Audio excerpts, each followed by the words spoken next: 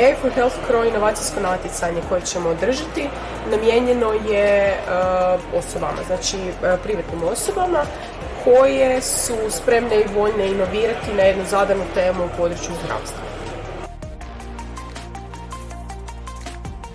AI for Health Cro nudi 4 osnovna tipa usluga. To su usluge edukacije i treninga u različitim domenama, poslovnim, digitalno zdravstvo, umjetna inteligencija, računalstvo visokih performansi.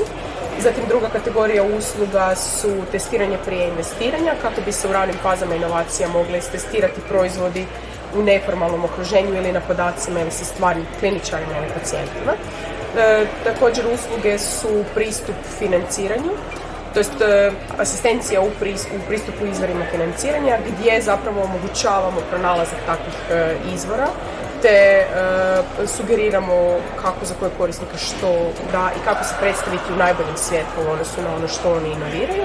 I konačno tu je ta cijela mreža, odnosno usluge umrežavanja gdje onda korisnici imaju priliku stupiti u kontakt sa nekakvim ekspertima ili infrastrukturom koja možda nije nužno pokrivena našim hubom, ali smo umreženi sa drugim dionicima koji nude neke druge stvari. Dođite, imate jedno konkretno pitanje, pokušajte napraviti fantastično rješenje, poigrati se na podacima kako još do sada niste vidjeli. Ako pobijedite, dobijete novčanu nagradu.